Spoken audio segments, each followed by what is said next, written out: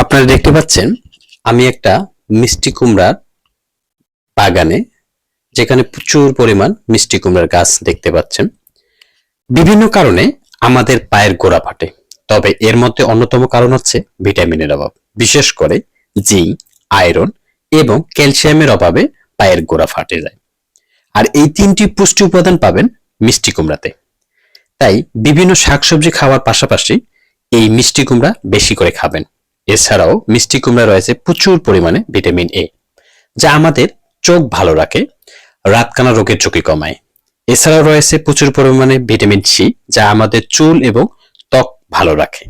রয়েছে প্রচুর পরিমাণে অ্যান্টিঅক্সিডেন্ট, যা আমাদের ত্বকে বয়সের ছাপ পড়তে দেয় না।